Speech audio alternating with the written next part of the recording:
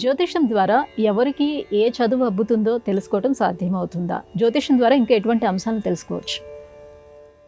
చదువు అనేసరికి ఇప్పుడు చాలామంది పిల్లలు ఎస్ఎస్సి, ఇంటరు, డిగ్రీ చదివి తర్వాత ఏం చదవాలి, ఏం చేయాలి అన్న ఆలోచనలు చేస్తూ ఉంటారు. ఉన్నత విద్య గురువు ద్వారా, అంటే గురువు అనే గ్రహం ద్వారా గమనించవచ్చు. ప్రాథమిక విద్య బుధ గ్రహం ద్వారా తెలుసుకోవచ్చు. మాధ్యమిక విద్య కుజగ్రహం ద్వారా తెలుసుకోవచ్చు. కుజగ్రహ అనుకూలత ఉంటే మ్యాథమెటిక్స్ బ్రహ్మాండం అన్నట్టు. అసలు జ్యోతిర్విద్య రావాలి అంటే కూడా బుధగ్రహ కుజగ్రహ రెండింటి యొక్క కలయిక ఉండాలి జాతకంలో. లగ్నంలో బుధుడు కుజుడు అద్భుతమైనటువంటి జ్యోతిర్విద్య వస్తుంది. బాగా ఊహించేటటువంటి శక్తి, ఇమాజినరీ పవర్, స్ట్రక్చరల్ ఇంజనీరింగ్, వీరికి ఊహాశక్తి కాబట్టి బుధగ్రహ అనుకూలత కావాలి. లేదు ఏరోనాటిక్స్, మెరైన్ లేదా ఇంకా జల సంబంధితంగా ఉండే విద్యలు, చదువులు, వీటన్నింటికీ కూడా శుక్రగ్రహ అనుకూలత కావాలి.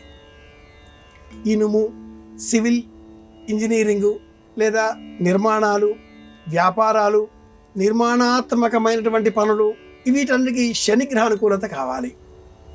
గ్రహాల ప్రభావాలను, గ్రహాల గుణదోషాలతో, స్వభావాలతో గుర్తించిన ఈ జ్యోతిర్విజ్ఞానం ఆ ప్రభావాన్ని వినియోగించి మనం ఏం చదివితే మనకు కలిసి వస్తుందో ఒక అంచనా కట్టిస్తుంది, తెలియజేస్తుంది.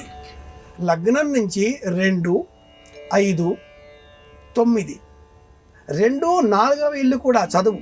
2, 4, 5, 9 ఈ భావాలు మనకు ఏం చదవగలుగుతామో చెబితే ఆ చదివేది ఎలా ఉంటుందో గ్రహాల ద్వారా మనం నిర్ణయించుకోవచ్చు అని కూడా జ్యోతిర్విజ్ఞానం తెలియజేస్తుంది.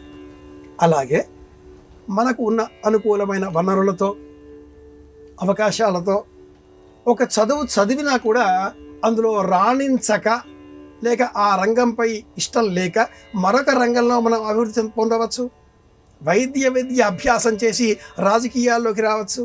లేదా ఇంజనీరింగ్ బాగా చదివి సివిల్గానో మరింకే విధంగానో ఒక గొప్ప అధికారిగా, కలెక్టర్గా మారి ప్రపంచానికి, దేశానికి, ప్రపంచ విశ్వ మానవాళికి మేలు కలిగించే విధంగా కూడా సర్వీస్ చేయవచ్చు.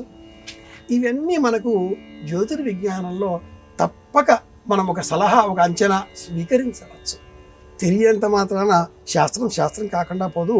ఒక అంచనా, అవగాహన ప్రాథమికంగా మనకు అందించేదే జ్యోతిర్విజ్ఞానం. ఇది విషయం.